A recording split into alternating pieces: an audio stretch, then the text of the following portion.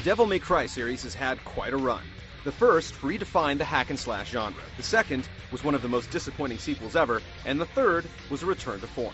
Now Part 4 is here for the PlayStation 3 and Xbox 360, but is it Slatanic bliss or a total miss?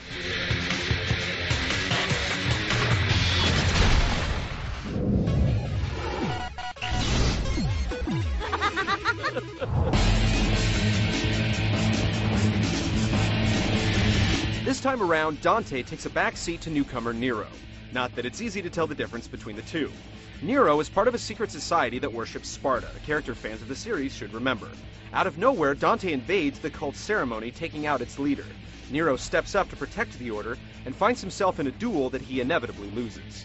The Order sends him on a quest to bring Dante to justice, and his girlfriend gets caught up in the mess, adding a rescue mission to the to-do list. Along the way, Nero rubs shoulders with a huge cast of interesting characters, and not all of them are initially what they seem. There are undoubtedly twists and turns that you won't see coming.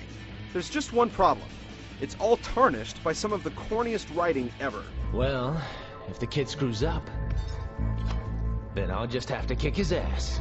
We don't know if it's the language barrier or just renting too many straight-to-rental action flicks, but the constant one-liners in DMC4 are neither funny nor clever. Hate to interrupt, but I want to wrap this show up before the cavalry arrives.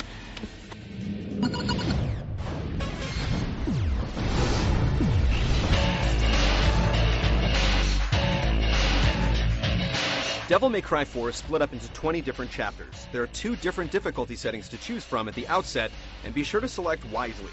If you get halfway into the game and find that it's too challenging, you can't knock it down to easy and continue on. You have to start from the beginning again, and we definitely had problems finding a happy medium.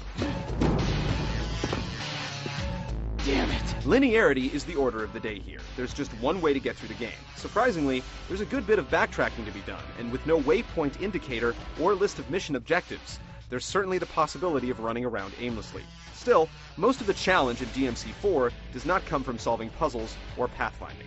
Compared to most high-profile action games these days, you'll get a lot of playtime out of Nero and Dante's adventure. In addition to the main quest, there's a series of secret missions hidden throughout the game, and only the most skilled players will be able to get through it in less than a dozen hours on the default difficulty setting.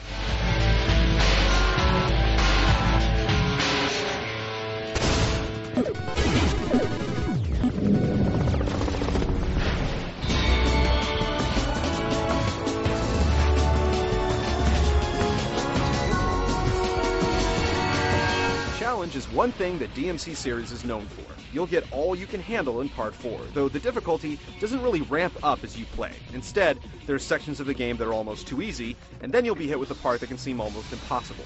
This is remedied a bit by the easier difficulty setting mentioned earlier, and an option that will automate combos.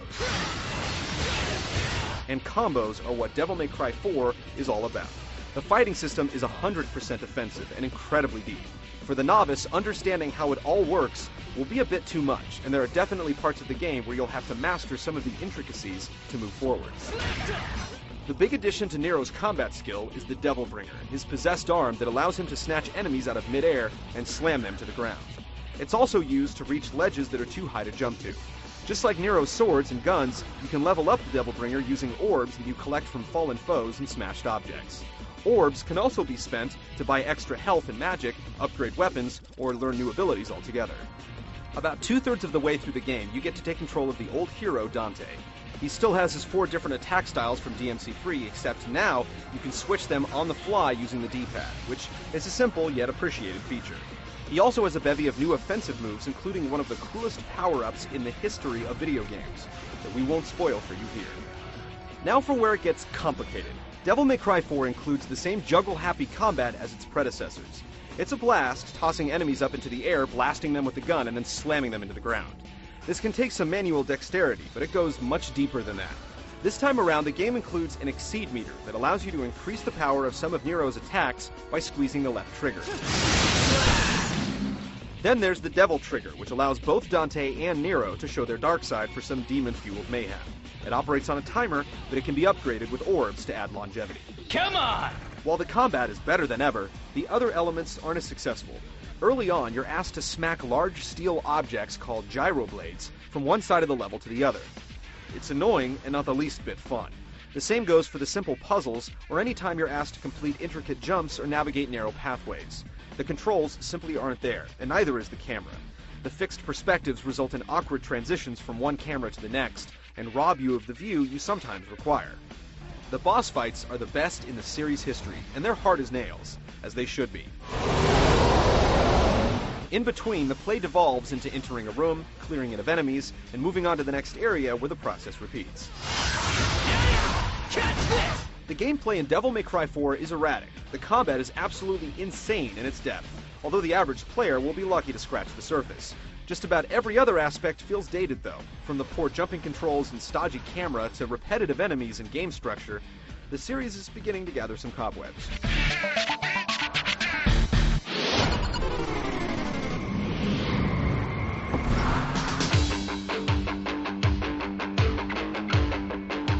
Capcom has quite a reputation for making stunning games, and that won't be tarnished with Devil May Cry 4.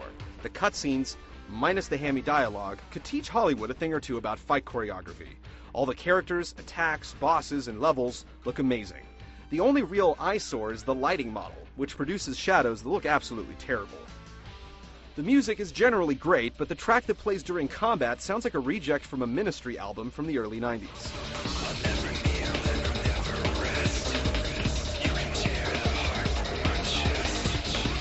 The voice actors do as good a job as you can expect considering the script they're working with.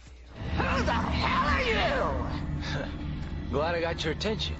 I was beginning to feel a little ignored.